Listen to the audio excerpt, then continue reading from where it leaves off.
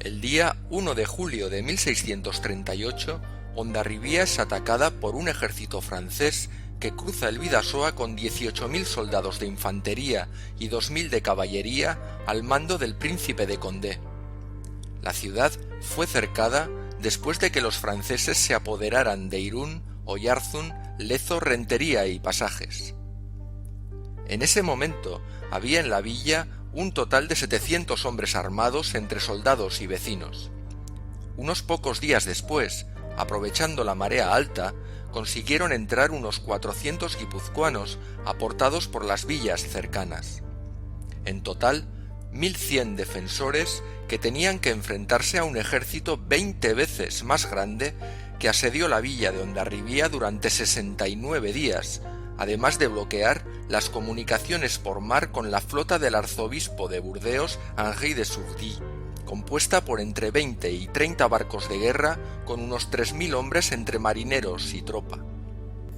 Hasta primeros de septiembre no llegaron los 15.000 soldados de infantería y 500 de caballería dirigidos por el almirante de Castilla, Juan Alfonso Enríquez de Cabrera, para socorrer a Hondarribia cuando en la villa solo quedaban 300 personas. Por su parte, entre muertos y heridos, los franceses perdieron 4.000 hombres, además de 2.000 prisioneros. La artillería francesa disparó 16.000 balas de cañón sobre Hondarribia, una media de 230 cañonazos al día, y ninguna casa se libró de sufrir daños. ¿Pero por qué atacaron los franceses? Estamos en el año 1638, y toda Europa lleva ya 20 años seguidos de guerra. Es la Guerra de los 30 años, que de 1618 a 1648 enfrentó a católicos contra protestantes. Fue una guerra de religión en la que se enfrentaron casi todos los estados europeos y que en el campo de batalla fue muy cruel, especialmente en Alemania, donde se dice que murió el 30% de la población, unos 5 millones de alemanes. Aunque actualmente se estima que el total de muertos está entre 3 y 4 millones y medio para toda la guerra. El resultado fue el fin de la supremacía en Europa de la Casa de los Habsburgo, o de los Austria, y el comienzo del dominio de la Casa de Borbón, así como la disminución del poder y la influencia de la Iglesia católica, sobre todo en el centro de Europa. El cardenal Richelieu, primer ministro del rey Luis XIII, decidió entrar en la guerra en el lado protestante, aunque Francia fuera un país católico, para poder debilitar la posición de la monarquía española de los Austria y poder conseguir que Francia tuviera la hegemonía en Europa. En aquel momento, Francia estaba rodeada por territorios de la corona española y austríaca, ambas pertenecientes a la Casa de Austria. España al sur, Flandes al norte, al este, Saboya, Lombardía, Franco Condado y otros, y por el oeste el Golfo de Vizcaya, dominado por la Marina hispana del Cantábrico. El cardenal Richelieu tenía claro que para que Francia se librara de la amenaza de España era necesario acabar con su hegemonía, para lo que hacía falta cortar las fuentes de financiación del Imperio español que le permitían mantener un ejército profesional que era la principal base de su poder. Esta financiación provenía sobre todo del oro y la plata que traían de las Indias. Para ello, Richelieu se pondrá como objetivo la creación de una poderosa marina de guerra que cortara el suministro de metales preciosos procedentes de América. Los franceses crearán 2 flotas, una de 40 barcos para el Atlántico y otra de 20 para el Mediterráneo. Cuando se declara la guerra con España, Francia contará ya con una armada para hacer frente al conflicto. Entre los barcos que construyen está la Couronne, el barco más grande del mundo en aquella época, junto con el inglés Sovereign of the Seas. Fue votado en 1636, tenía una eslora de 52 metros, desplazaba 1.800 toneladas y estaba armado con 72 cañones y una tripulación de 643 hombres. El camarote del capitán tenía un tamaño de 72 metros cuadrados, más grande que el dormitorio del rey Luis XIII en París. Desde las murallas de Hondarribia, la visión de la escuadra francesa con semejante barco debió ser impresionante.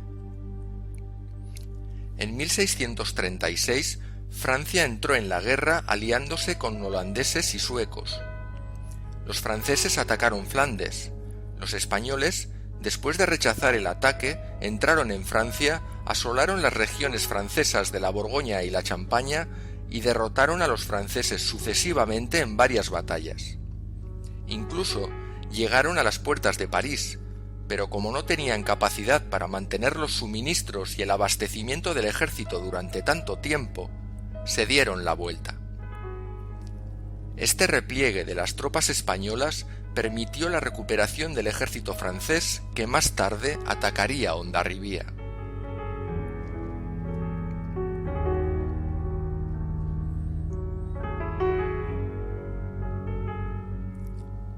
En marzo de 1638 llegan noticias de que los franceses están armando un ejército para atacar Hondarribia en cualquier momento. Y aunque en la Diputación de Guipúzcoa se habla de mejorar las defensas en la frontera y pedir ayuda al rey, no se toman medidas de importancia para prevenir el ataque. A pesar de los intentos del cardenal Richelieu de ocultar a dónde pensaba enviar el ejército que estaba reuniendo en el suroeste de Francia, parece que ya a comienzos de primavera llegaron informes a la corte madrileña de Felipe IV, procedentes de los oficiales reales en Guipúzcoa y Navarra, dando cuenta de reuniones de tropas en los alrededores de Burdeos. El conde-duque de Olivares no hizo demasiado caso a estas noticias, pues Francia ya tenía frentes abiertos en Flandes e Italia y no pensaba que Richelieu quisiera abrir otro frente de guerra. Olivares, incluso, llegó a burlarse de esas noticias que llegaban de la frontera sin tomarlas en consideración. Así, cuando se produce la invasión, Hondarribia está relativamente desguarnecida de tropas y desabastecida de pertrechos, por lo menos en la medida necesaria para afrontar un largo asedio.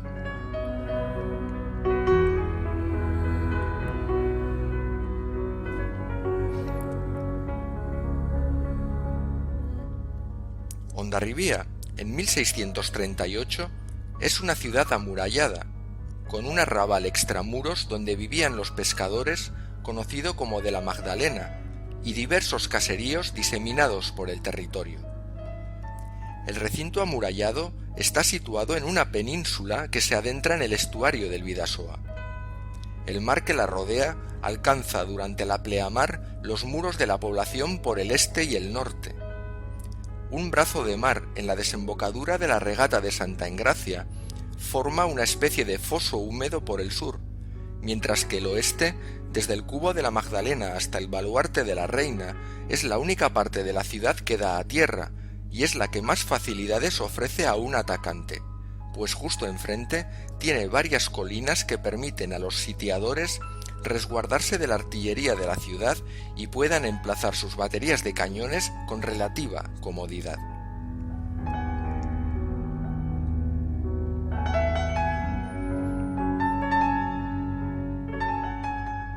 El 1 de julio de 1638, los franceses cruzan el Bidasoa y van tomando posiciones para atacar Hondarribia. Desde las murallas se abre fuego sobre los franceses. Los alcaldes de la villa, Diego Butrón y Pedro Sanz Izquierdo, organizan la defensa junto a la guarnición militar al mando de Domingo de Eguía. Los vecinos de extramuros entran a refugiarse dentro del recinto amurallado. Poco antes de que los franceses lograran cerrar el cerco, un grupo de mujeres consiguió llegar al santuario de Guadalupe y llevar la imagen de la Virgen a la parroquia de la villa. Ante ella, la ciudad hizo voto de que si salía victoriosa siempre guardaría fiesta aquel día.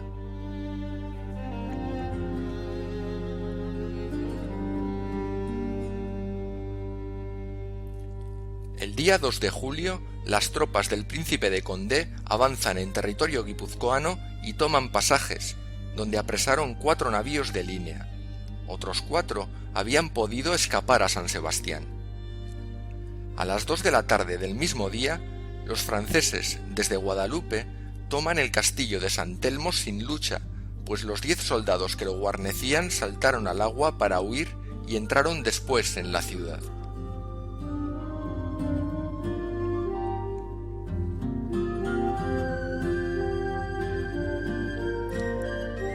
Durante los primeros días, los franceses se dedican a rodear la ciudad para que quedase aislada e imposibilitada de recibir auxilio exterior. Establecen defensas para evitar posibles salidas de los sitiados y otras defensas en Jaizkibel y Mendelu para defenderse del ejército que pudiese llegar en auxilio de Hondarribia. Además, estudian el terreno para decidir dónde colocarán las baterías de cañones con las que bombardear la ciudad. Entre los días 6 y 7 de julio, los franceses empiezan a abrir trincheras desde la ermita de Shaindua que avanzan en zigzag para acercarse a las murallas y poder volarlas con explosivos. Cavarán 2 trincheras, una hacia el baluarte de San Nicolás y la otra hacia el cubo de la Magdalena. Desde las murallas, los defensores no dejan de disparar con la artillería y fuego de mosquetes para dificultar los trabajos de los franceses e impedir que puedan colocar sus baterías de cañones, que son desmontadas varias veces y vueltas a colocar por las tropas del príncipe de Condé. El 9 de julio, la trinchera hacia el baluarte de San Nicolás alcanza el foso, por lo que 150 hombres salen de la plaza y asaltan la trinchera, matando a varios zapadores y al ingeniero que los dirigía. El 11 de julio vuelven a salir, y aunque tienen éxito en desbaratar los trabajos en la trinchera, el ataque es algo desorganizado y se vuelven con un hombre herido que muere a los pocos días.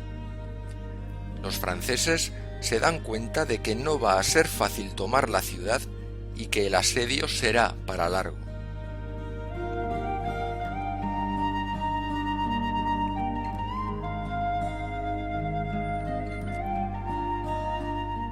Mientras los soldados protegen las murallas, las mujeres, jóvenes y ancianos de Hondarribia se encargan de reforzar con sacos terreros y estacas de madera los puntos débiles de la muralla, sobre todo en el cubo de la Magdalena, que por falta de mantenimiento en los últimos años tenía una parte de la muralla derruida y había que rellenarla.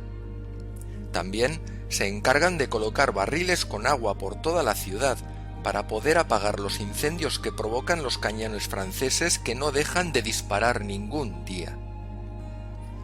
El 12 de julio, desde la muralla, descubren que los franceses han montado una batería en la colina de Santa Engracia con 3 cañones de 40, 36 y 16 libras que disparan sobre el castillo y los almacenes de víveres y municiones. La artillería del baluarte de la reina dispara y desarma la batería francesa, que los franceses volverán a reconstruir una y otra vez. Los franceses también han montado otra batería en un manzanal junto a la ermita de Santa María Magdalena, en Madelengain, que no cesa de disparar sobre la estacada construida por los vecinos, tapando la brecha del cubo de la Magdalena. El 13 de julio, los franceses comienzan a bombardear la ciudad con un mortero, que a diferencia de los cañones, tiene un mayor ángulo de tiro y los proyectiles admiten más cantidad de explosivos, que caen sobre las casas verticalmente y las revientan desde el tejado a la planta baja.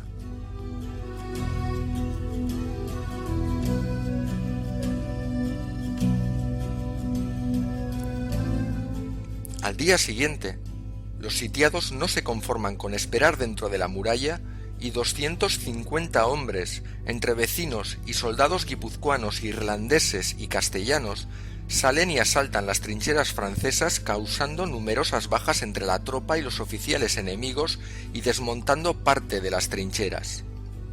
Pero deben retirarse con bajas cuando llegan más franceses. Entre el 15 y el 22 de julio, la batalla se estabiliza.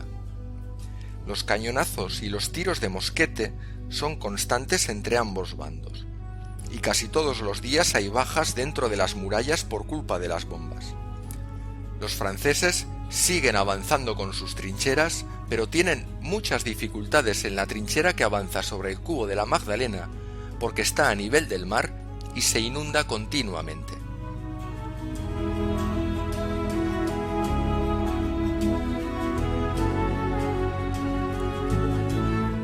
El 23 de julio, los franceses lanzan sobre la plaza más de 300 cañonazos, dañando seriamente los baluartes de San Nicolás y de la Reina. Los cañones del baluarte de la Reina sufren daños y hay muchas bajas entre los artilleros. El 24 de julio comienza a llover con fuerza. Llega un correo con una carta del rey Felipe IV pidiéndoles que resistan y promete enviar todos los socorros posibles para liberar la plaza. Debido a las lluvias, las trincheras se inundan de agua impidiendo el avance de los franceses. De todas formas, el día 26 de julio, la trinchera del cubo de la Magdalena llega finalmente al pie de las murallas y, protegiéndose con una estructura de madera, empiezan a picar la muralla por la noche. Los de Hondarribía iluminan la zona con bengalas y les arrojan agua hirviendo, piedras y disparos de mosquete. La artillería francesa incrementa el ataque al cubo de la Magdalena instalando una batería de cañones en el arenal de Hondarraitz que alcanza la estacada construida por los vecinos, causando muchas bajas entre los defensores. El 27, los zapadores franceses intentan minar la Magdalena bajo un techo portátil hecho de latón, pero 8 vecinos jóvenes saltan la muralla, les arrebatan las planchas de latón y las suben a la estacada para reforzar la muralla, pero la artillería francesa, en represalia, la destroza a cañonazos.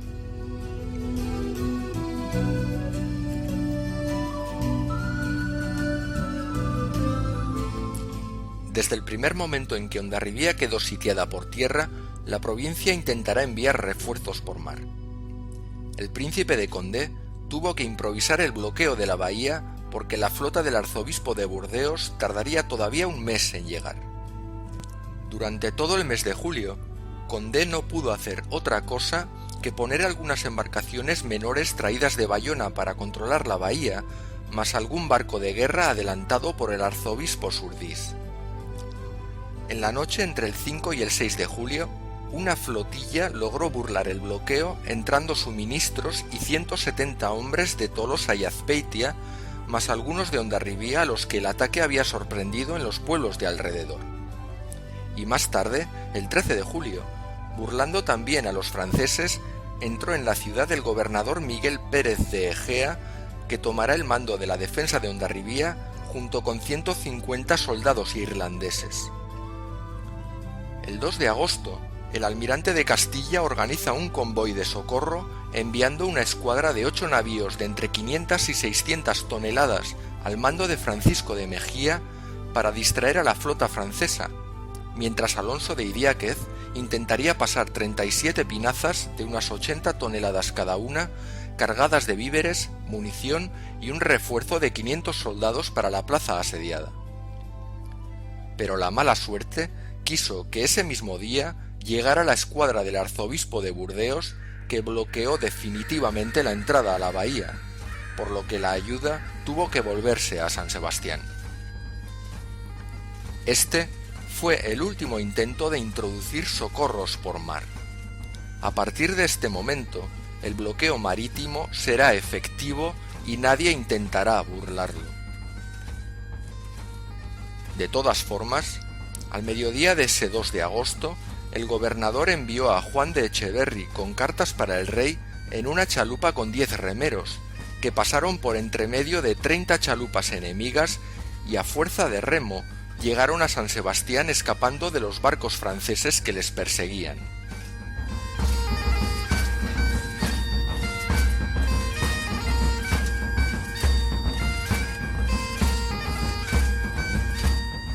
Nada más fondear la flota de Surdís en Níger, el arzobispo se dirige rápidamente en chalupa a Pasajes para ver la situación del puerto. Inmediatamente después se reúne con Condé para pedirle que le ceda tropas con las que limpiar los alrededores de Pasajes que estaban siendo hostigados por las milicias guipuzcoanas, y además critica abiertamente la actuación del príncipe de Condé en el asedio, y discuten. Condé rechaza todas las palabras de Surdís y este, indignado, abandona la reunión y se vuelve a su barco. El príncipe de Condé le hace llamar numerosas veces hasta que por fin el arzobispo accede a colaborar en el asedio.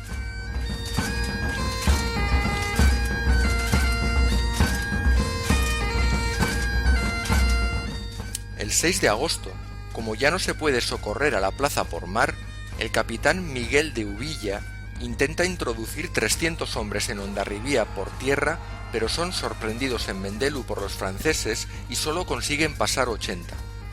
El resto se retira a Hernani, que es donde se están concentrando las tropas de auxilio del almirante de Castilla. El 8 de agosto, el gobernador de Hondarribía, Miguel Pérez de Egea, decide hacer una salida con 250 hombres para destruir el trabajo de los franceses en las trincheras. El grupo sale a las 7 de la mañana, pero los franceses consiguen rechazarlos matando a más de 100, entre ellos el propio gobernador.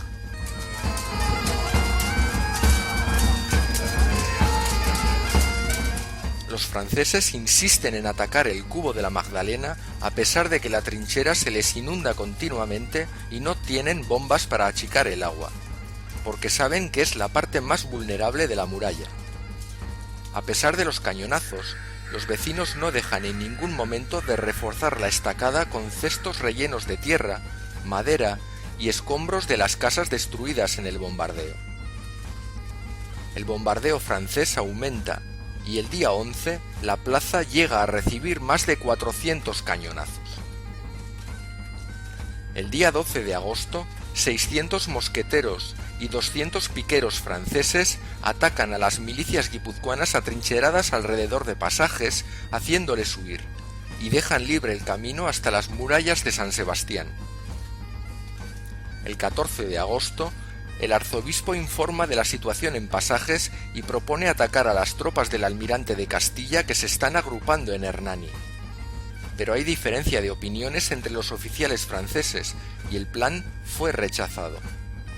Además, Condé recibe avisos de que el almirante de Castilla tiene intención de atacarles en los próximos días, por lo que deciden abandonar Pasajes y quemar los barcos que estaban fondeados en el puerto.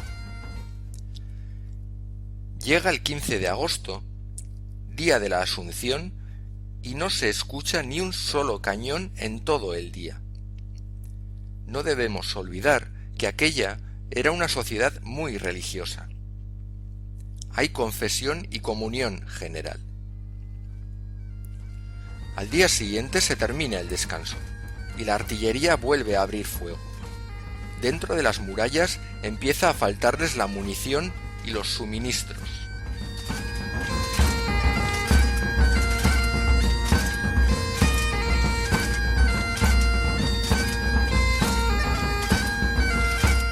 El 17 de agosto, el caballero de Montigny, que llevaba 2 días con una escuadra de 8 navíos, 2 pataches y 2 brulotes, haciendo guardia entre San Sebastián y el cabo de Iger, avista 14 galeones a la altura de Guetaria. Se trataba de la armada de Lope de Oces, que había salido de La Coruña con orden de apoyar al almirante de Castilla en la liberación de Hondarribía. Esta escuadra estaba compuesta por 17 barcos de gran porte, 12 galeones, 2 navíos y 3 fragatas, y transportaba 3.000 soldados para reforzar el ejército de auxilio. Aunque Lope de Oces conocía la superioridad de los franceses, reunió a todos los capitanes de su escuadra y decidieron seguir las órdenes reales, no esperar a los franceses y buscar el combate directo. Fueron informados de que el enemigo había abandonado el puerto de Pasajes e intentaron arribar allí para estar más cerca de los franceses, pero el viento no soplaba a favor y no pudieron zarpar. Además, los franceses ya les habían divisado, por lo que decidieron situar todos los barcos en línea y desembarcaron los cañones que no daban a la parte de mar para fortificarse desde lo alto del Ratón de Guetaria y por varios puntos de la costa, y así defenderse mejor de un posible ataque mientras esperaban a que el viento cambiase. Montigny envía una carta a Sourdis diciendo que tiene cercados a los galeones en Guetaria, pero que no podrá aguantar mucho tiempo por ser inferior en fuerzas. Sourdis reúne consejo e informa que él personalmente zarpará con una escuadra de 10 navíos más 2 brulotes para reunirse con Montigny, mientras que el resto de la flota continuaría con el bloqueo a Hondarribia. Aunque tiene instrucciones del príncipe de Condé de no dejar el bloqueo bajo ningún pretexto, no le hace caso y zarpa hacia Guetaria.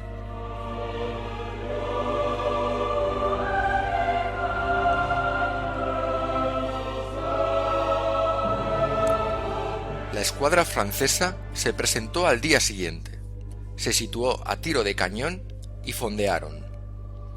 Los días 20 y 21 de agosto, la falta de viento impedirá cualquier tipo de operación naval.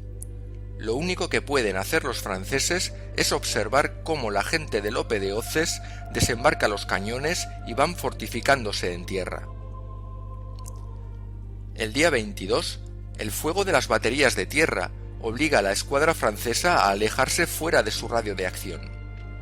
La Couronne es alcanzada en un mástil y sufre la pérdida de 2 marineros en cubierta. Hacia las 10 de la mañana, el viento empieza a soplar en dirección este-nordeste, creando una situación inmejorable para el ataque francés. Se preparan los brulotes, que son barcos repletos de explosivos que se envían ardiendo contra el enemigo, y toda la escuadra francesa avanza contra los españoles. La escuadra española, junto con las 5 baterías de tierra, abre fuego sobre la francesa que se les venía encima. Eran las 12 del mediodía, la batalla de Guetaria había comenzado.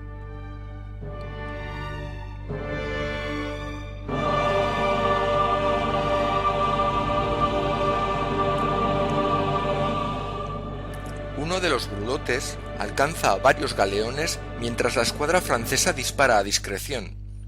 Los franceses no desperdician prácticamente ningún tiro, dada la formación tan apretada de los barcos de Lope de Hoces. El efecto de los brulotes, empujados por el viento a favor, es devastador, y casi todos los galeones españoles son incendiados. La nave Almiranta estaba protegida por las baterías del muelle de Guetaria y por algunos barcos que impedían que el fuego la alcanzara. Los franceses envían un brulote contra este grupo, y al poco tiempo una terrible explosión lanzaba la Almiranta por los aires. La confusión y el desorden eran terribles. Nadie escucha las órdenes de nadie y todo el mundo trata de salvarse. Mientras esta escena espeluznante ocurría, los cañones y municiones que se habían desembarcado en el muelle reventaron. Una lluvia de fuego y hierro cae sobre los restos de la escuadra, sobre los que nadaban intentando alcanzar la orilla y sobre los que se creían a salvo en el muelle, además de sobre la población de Guetaria. Los propios franceses quedaron impresionados al ver la imagen dantesca de una Guetaria arrasada y de los montes de los alrededores que padecieron un pavoroso incendio que duró varios días.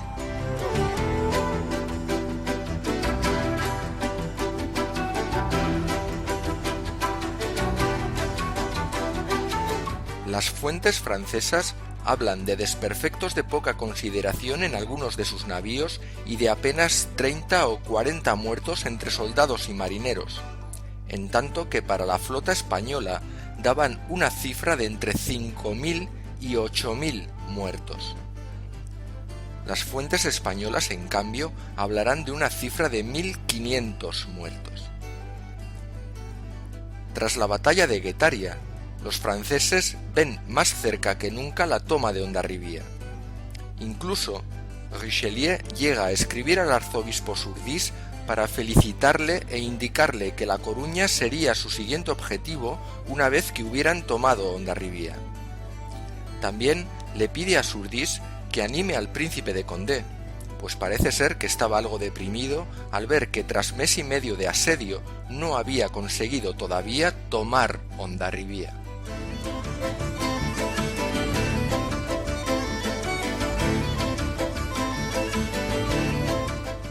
Mientras esto ocurría en Guetaria, el 20 de agosto, los franceses hicieron volar la mina que habían excavado bajo el cubo de la Magdalena. 6 hombres de la ciudad mueren con la explosión, al igual que 30 franceses que estaban en las trincheras y a los que afectó de lleno la onda expansiva de la mina. En ese momento, los franceses avanzan desde la marina con las banderas desplegadas y haciendo sonar los tambores para atacar la muralla y hacer un asalto en toda regla. Pero cuando se disipa el humo de la explosión, ven que no han podido abrir una brecha en la muralla. A pesar de todo, intentan abrirse paso hacia la estacada del cubo de la Magdalena, pero son rechazados por los disparos desde la muralla y tienen que retirarse.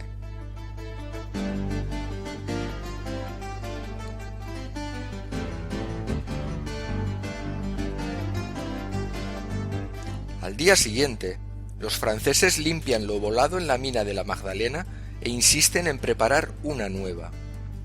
Mientras tanto, a lo lejos, en lo alto de Jaizkibel, se divisan los primeros destacamentos del almirante de Castilla y los franceses corren a construir defensas a la altura de Guadalupe para cortar el paso a las tropas de auxilio.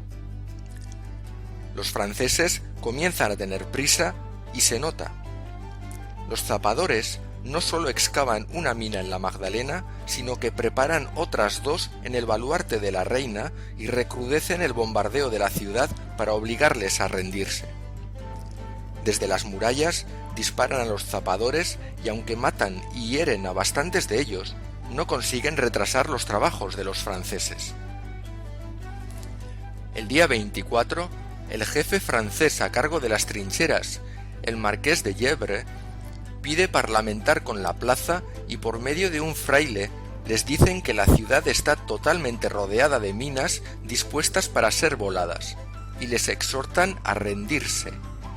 Pero los sitiados rechazan la petición y les dicen que aguantarán la defensa a ultranza, aunque no llegue el socorro ni por mar ni por tierra. El 25 de agosto, los franceses reúnen varios escuadrones en Arroca preparándose para atacar, mientras que dentro de las murallas dan la alarma esperando un asalto general. La nueva mina de la Magdalena es prendida, pero no llega a estallar, por lo que los franceses deben conformarse con seguir bombardeando la ciudad y no se atreven a hacer el asalto.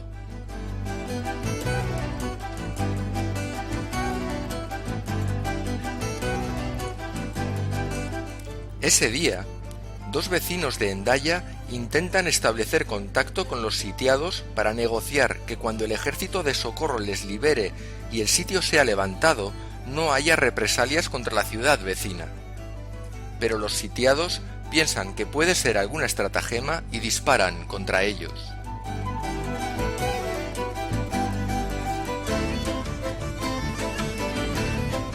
El 27 de agosto, los franceses, viendo que por la Magdalena no conseguían nada, aceleran los trabajos de las 2 minas del baluarte de la Reina. Desde las murallas tiran varias bombas a los zapadores, matando a varios de ellos. Pero las obras de minado prosiguen.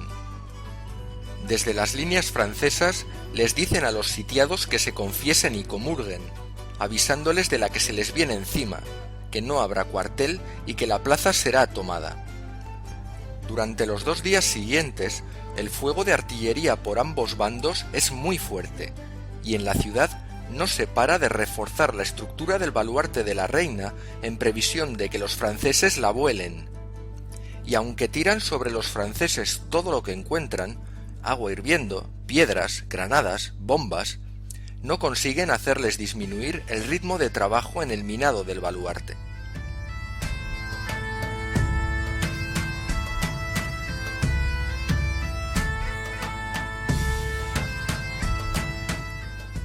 30 de agosto, el fuego de cañones prosigue hasta que hacia las 10 de la mañana se declara un alto el fuego. El príncipe de Condé envía a un heraldo a la plaza para instarles a que se rindan. El heraldo entra en la ciudad y los sitiados le conducen al castillo, donde le organizan un banquete con comida y bebida para hacer ver que tienen toda clase de víveres para resistir todavía mucho tiempo. El heraldo vuelve a las filas francesas ligeramente borracho, con la respuesta de la ciudad rechazando de plano la entrega de la plaza. El 31 de agosto se avistan las tropas de infantería y caballería del almirante de Castilla, y desde Hondarribía se escuchan gritos de alegría y se disparan 6 cañones desde el cubo de Santa María en señal de júbilo. Pero las fuertes lluvias impiden el avance de las tropas de auxilio, por lo que los franceses tienen todavía tiempo de redoblar esfuerzos en el asalto final. Al día siguiente se vuela la mina del baluarte de la Reina, pero no surte el efecto que esperaban y se retrasa el asalto. De todas formas, la estructura del baluarte queda muy debilitada por efecto de la explosión.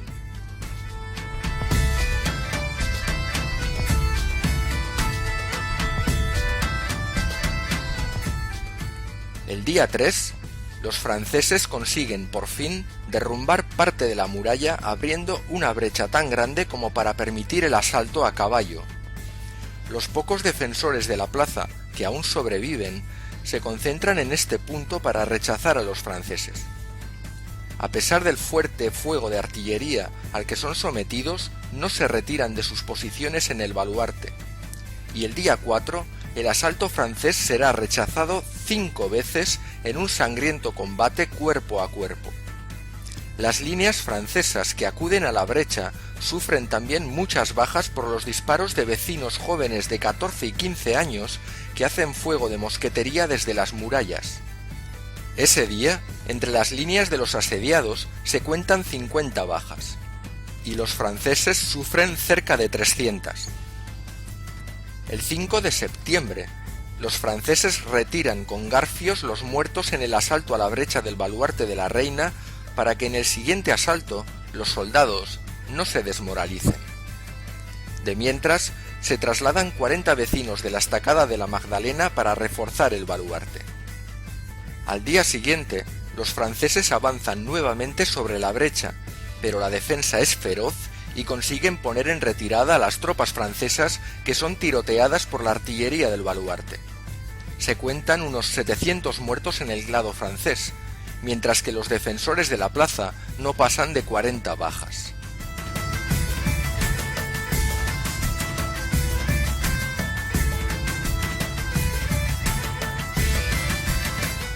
El 7 de septiembre, los franceses se reúnen en Consejo de Guerra y deciden que el día 8 harán un asalto general atacando simultáneamente el baluarte de la Reina y el cubo de la Magdalena. Pero ese mismo día 7 de septiembre, 3.000 hombres y los 500 jinetes de la caballería del ejército de auxilio descienden la cresta de Jaizkibel para atacar a las tropas de infantería francesas atrincheradas en Guadalupe. Los franceses abren fuego y retienen en un primer momento el ataque. La caballería gala intenta un contraataque, pero no encuentra terreno para maniobrar y se ve empujada hacia las trincheras francesas que empiezan a ser abandonadas por la infantería francesa. El príncipe de Condé intenta reagrupar las fuerzas para organizar un contraataque, pero no lo consigue y se ve superado por sus propios hombres que huyen en desbandada. Cuando llega al campamento francés que asedia Hondarribía, descubre que las tropas que preparaban el asalto a las murallas habían huido tratando de salvarse. Solo los regimientos del arzobispo de Burdeos permanecen en las trincheras hasta que son derrotados. El ejército del almirante de Castilla descenderá de Guadalupe hacia el cuartel del príncipe de Condé, rompiendo el ejército francés en 2 partes. Una se replegará hacia Iger para ser embarcada en los barcos franceses y la otra hacia Irún para entrar en Francia. La retirada francesa es desesperada. y mientras intentan embarcar en las chalupas para huir en sus barcos, tienen que luchar cuerpo a cuerpo contra los atacantes. Cuando el príncipe de Condé llega a San Juan de Luz y pasa revista a sus tropas, hace balance de pérdidas y comprueba que no ha habido más de 700 muertos en combate, 800 prisioneros y 1000 ahogados en la huida. Toda la caballería se había retirado sin pérdidas.